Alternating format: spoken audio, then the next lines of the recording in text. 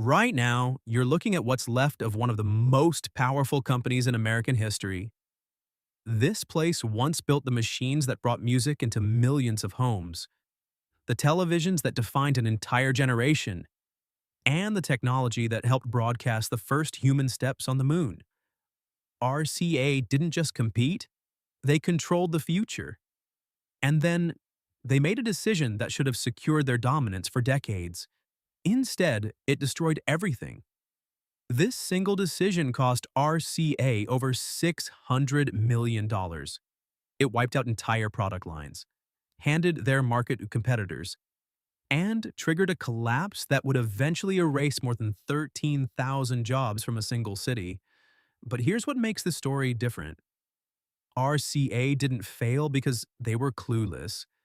They didn't miss the future. They actually saw it coming, earlier than almost everyone else. Which raises a much bigger question.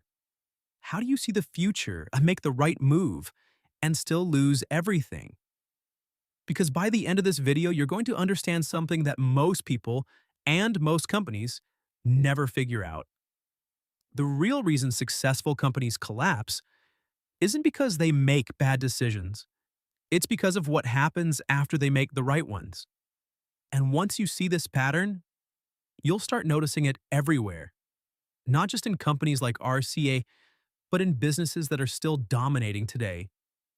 So let me ask you something. If a company controls 70% of a market, employs thousands of engineers, and literally helps put a man on the moon, what could possibly take them down? A better product? A smarter competitor? Or something much quieter? Something inside the company itself? To understand how RCA fell, you first have to understand just how powerful they were. Because this wasn't just another company losing market share. This was the center of an entire industry collapsing. By the early 1960s, RCA controlled roughly 70% of the color television market in the United States. Think about that for a second. 7 out of every 10 TVs came from one company. That's not competition, that's control. If you walked into a living room in America at the time, odds are you were looking at an RCA product. But RCA wasn't just selling televisions, they were defining how people experienced the world. News, entertainment, sports, everything flowed through screens they built. They weren't part of the system, they were the system. And then, in 1969, something happened that cemented their place in history. When Neil Armstrong stepped onto the surface of the moon, the signal that carried his voice across 240,000 miles of space was powered by technology built by RCA. The entire planet watched through machines they created. So we're not talking about a struggling company. We're talking about a company at its absolute peak. Back in Camden, New Jersey, their factory stretched across dozens of buildings. More than 13,000 people work there. Entire families built their lives around those jobs. Parents, children, even grandparents, all tied to the same company. RCA wasn't just an employer. It was the backbone of the city. When RCA succeeded, Camden thrived. And when RCA failed, everything would fall with it. And this is exactly what makes what happened next so hard to understand. Because a company this powerful, with this much talent, with this much control, doesn't just collapse by accident. It collapses because of a decision that, on paper, made perfect sense. And that decision started decades before RCA even realized what it would become. In the 1960s, RCA's leadership began asking a simple question. What comes after television? Because they understood something most companies miss. It's not enough to dominate the present. You have to control what comes next. Television had already taken over the American home. But there was still one thing it couldn't do. You couldn't choose what to watch. You were stuck with whatever was being broadcast. No control, no ownership, no replay. RCA saw the gap immediately. People weren't just going to watch TV, they were going to watch what they wanted, ask when they wanted. Movies at home, on demand, no schedules, no waiting. And here's the thing, they were absolutely right. This was the future of entertainment.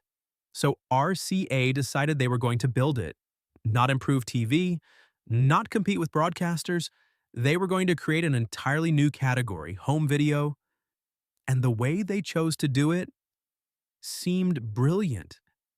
Instead of using tape like some of their competitors were experimenting with, RCA decided to stick with something they understood better than anyone else.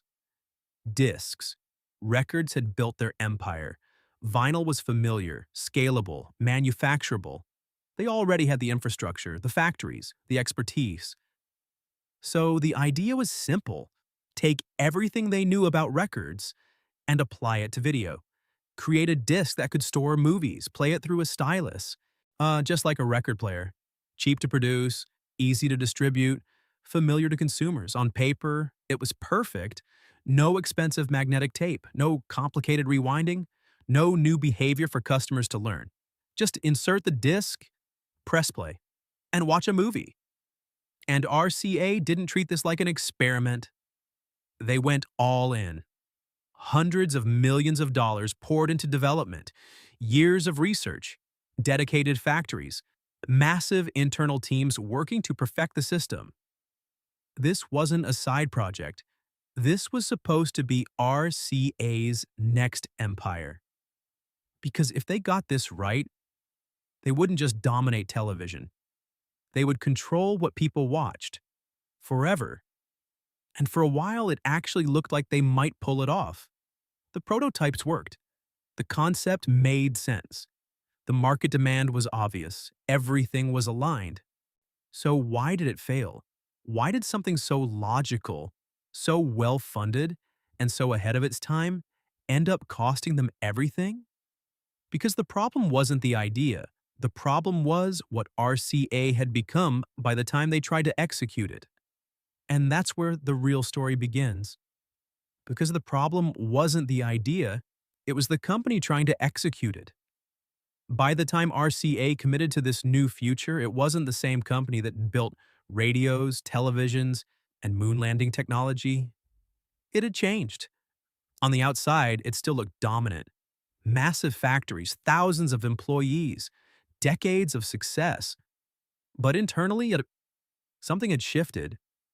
The company that once moved fast had slowed down. Decisions that used to take days now took months, sometimes years.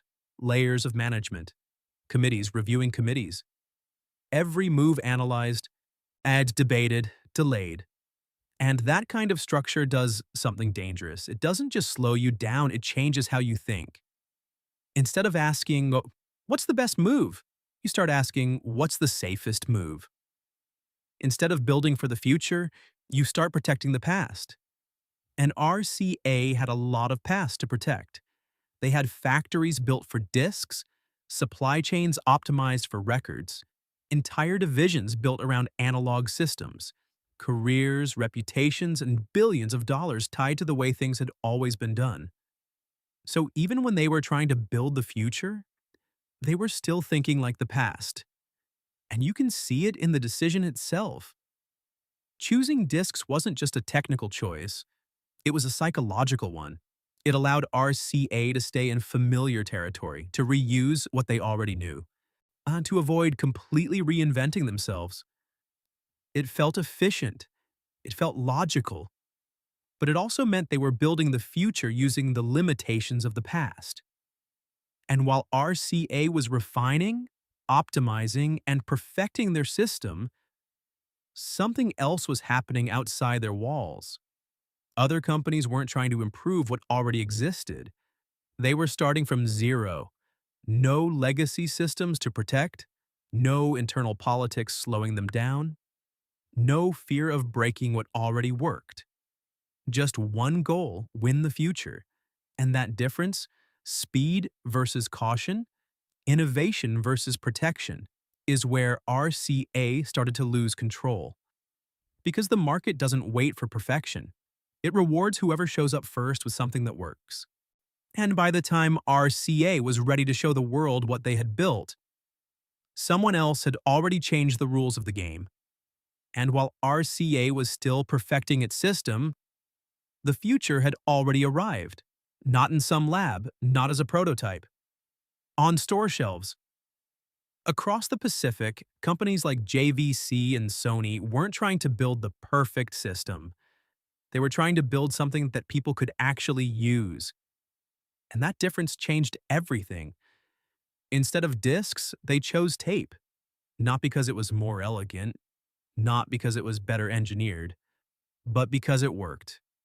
You could record on it, rewind it, watch something again, share it, use it in ways RCA's system couldn't. It wasn't perfect, but it was available.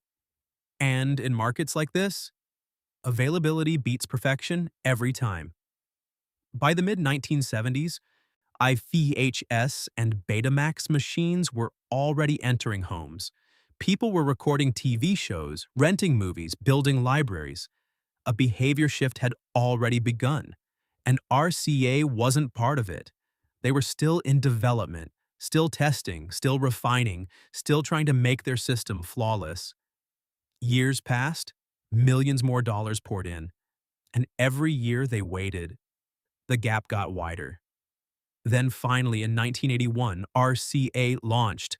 After nearly 2 decades of development, after hundreds of millions invested, the CED video disc system hit the market. And on paper, it still made sense. The players were cheaper than VCRs. The discs were affordable. The system was familiar. Everything RCA had predicted about home video was happening, just not with their product. Because by the time CED arrived, consumers had already chosen. They didn't want something new to learn. They didn't want something that couldn't record. They didn't want something that felt limited. They wanted what they were already using: VHS. And here's where the irony becomes brutal. RCA had backed VHS. They helped support the format. They understood its potential, but they didn't manufacture the players. So while VHS exploded into a global standard, Japanese companies built the machines, sold the hardware, and captured the profits. RCA was right about the future. They just weren't the ones delivering it. And that's the moment everything flips. Because now, instead of leading the market, they were chasing it. Instead of defining behavior, they were reacting to it. And in industries like this, once you start chasing, you're already too late. And once RCA fell behind, it didn't collapse all at once. It unraveled.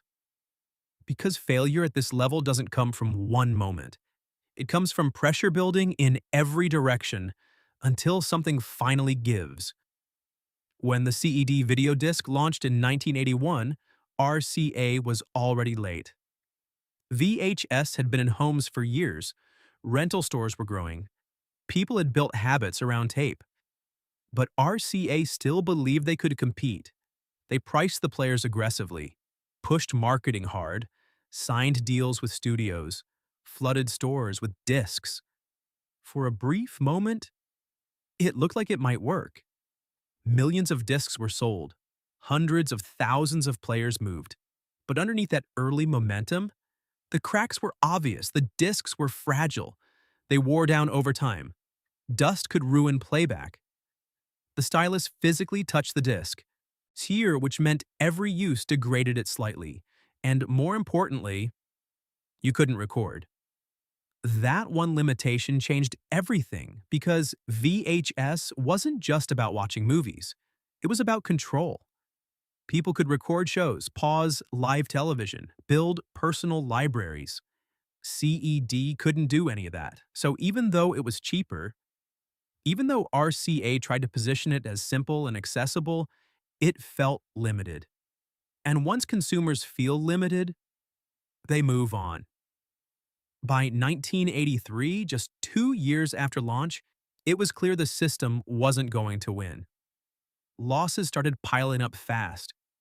RCA had invested over $500 million into CED development and production. The returns weren't even close. Warehouses filled with unsold inventory.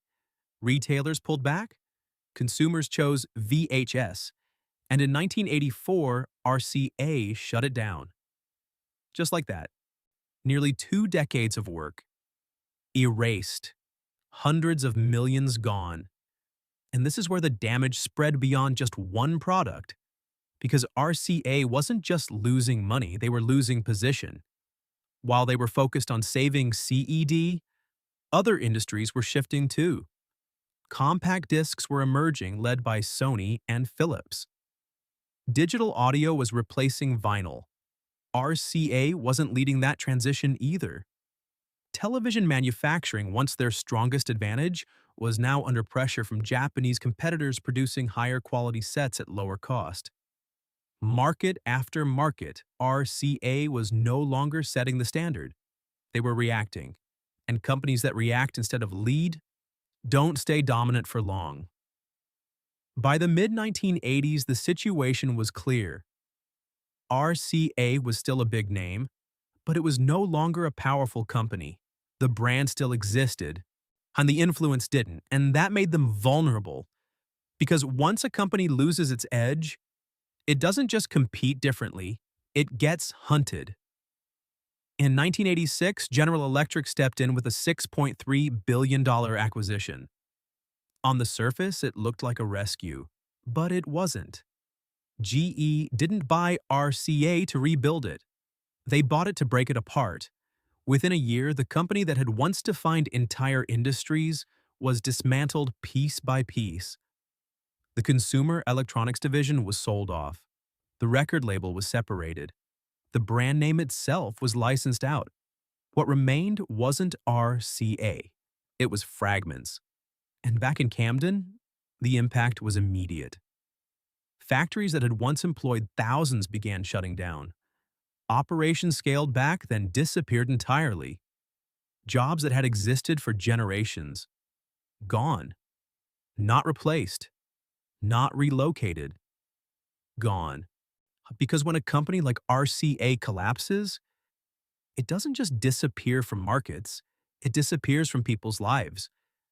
And by the early 1990s, the empire that once shaped how the world saw and heard everything was no longer in control of anything at all. And this is the part most people miss. RCA didn't fail because of one bad product. It didn't collapse because competitors were simply better. It followed a pattern that has repeated itself over and over again, across completely different industries, with completely different companies, in completely different decades. Because once you step back, what happened to RCA stops looking unique, it starts looking familiar. Think about it. A company dominates its market, builds massive infrastructure, becomes the standard. Then a new technology appears, not perfect, not polished, but different. And instead of fully embracing it, the company tries to adapt on its own terms. They don't want to destroy what they've built. They don't want to abandon systems that took decades to create. They don't want to risk everything on something uncertain. So they compromise. They try to blend the future with the past, and that's where things begin to break. Because the future doesn't reward compromise, it replaces. RCA saw home video coming, but they tried to build it using the logic of records. Kodak saw digital photography early, but they tried to protect film for too long. Nokia saw smartphones emerging, but they tried to evolve instead of reinvent. Different companies, different eras, same pattern. They weren't blind, they were trapped. Trapped by their own success, because success creates systems. Systems create habits. And habits make change feel dangerous. The bigger you get, the harder it becomes to move. And the slower you move, the easier it is for someone else to take your place. That's the hidden villain. Not competition, not technology, but the inability to let go of what made you successful in the first place. And here's where it becomes uncomfortable. Because this doesn't just apply to companies. It applies to anything that grows and then stops adapting. businesses, careers, even people. You can be right about where things are going and still lose if you move too slowly to meet it. That's exactly what happened to RCA. They understood the future.